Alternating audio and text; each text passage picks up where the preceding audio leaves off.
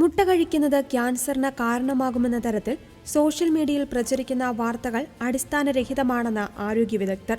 മുട്ടയിൽ ആന്റിബയോട്ടിക്കുകളുടെ, പ്രത്യേകിച്ച് നൈട്രോഫുറാൻ പോലുള്ള ആന്റിബയോട്ടിക്കുകളുടെ നേരിയ അംശങ്ങൾ കാണപ്പെടുന്നത് ആരോഗ്യ പ്രശ്നങ്ങൾ ഉണ്ടാക്കും എന്നുള്ള പ്രചാരണങ്ങൾ അനാവശ്യ ഭീതി സൃഷ്ടിക്കുന്നതാണെന്നും എന്നാൽ ഇതിന് ശാസ്ത്രീയമായ അടിത്തറയില്ലെന്നും വിദഗ്ധർ ചൂണ്ടിക്കാട്ടുന്നു. കോഴി വളർത്തലിൽ നൈട്രോഫ്യൂറാൻ പോലുള്ള ആന്റി മൈക്രോബിയൽ മരുന്നുകളുടെ ഉപയോഗം ഇന്ത്യയുൾപ്പെടെ പല രാജ്യങ്ങളിലും നിരോധിച്ചിട്ടുണ്ട്. ലബോറട്ടറിയിൽ എലികളിൽ നടത്തിയ പരീക്ഷണത്തിൽ ഈ മരുന്ന് വളരെ ഉയർന്ന അളവിൽ ദീർഘകാലം നൽകിയപ്പോൾ ക്യാൻസറിന് സാധ്യതയുണ്ടെന്ന് കണ്ടെത്തിയിരുന്നു.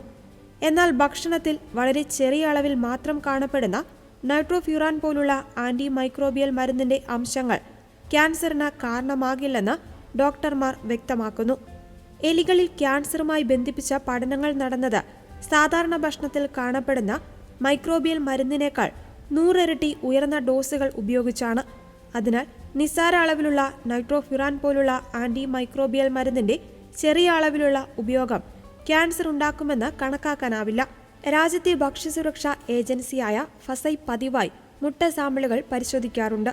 വളരെ അപൂർവമായി ചെറിയ നിയന്ത്രണങ്ങളില്ലാത്ത ഫാമുകളിൽ നിന്നുള്ള മുട്ടകളിൽ നേരിയ അംശങ്ങൾ കണ്ടെത്തിയാൽ പോലും അത് സുരക്ഷാ പരിധിക്ക് താഴെയായിരിക്കും.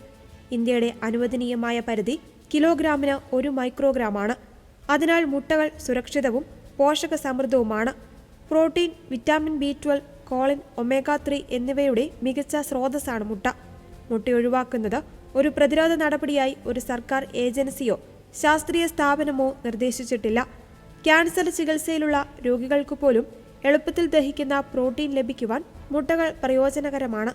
അതേസമയം ഉപഭോക്താക്കൾ സർട്ടിഫൈഡ് ഫാമുകളിൽ നിന്നോ ഫസൈ മാനദണ്ഡങ്ങൾ പാലിക്കുന്ന പ്രശസ്തമായ ബ്രാൻഡുകളിൽ നിന്നോ മാത്രം മുട്ടകൾ വാങ്ങുക. അതോടൊപ്പം മുട്ടകൾ നന്നായി പാകം ചെയ്ത് കഴിക്കുവാൻ ശ്രദ്ധിക്കുക. ചൂട് മിക്ക മാലിന്യങ്ങളെയും നശിപ്പിക്കുവാൻ സഹായിക്കും. എന്നാൽ മുട്ട കഴുകുന്നത് വഴി ആന്റിബയോട്ടിക് അംശങ്ങൾ നീക്കം ചെയ്യുവാൻ കഴിയില്ല. കാരണം ഈ അവശിഷ്ടങ്ങൾ മുട്ടയുടെ അകത്താണ്. മുട്ടയിലെ ആന്റിബയോട്ടിക് അംശം ക്യാൻസർ ഉണ്ടാക്കുമെന്ന ആശങ്കയ്ക്ക് നിലവിൽ ശാസ്ത്രീയമായ തെളിവുകളില്ല. നിയന്ത്രണങ്ങളും പരിശോധനകളും ശക്തമാക്കുകയാണ് ഈ വിഷയത്തിൽ പ്രധാനം.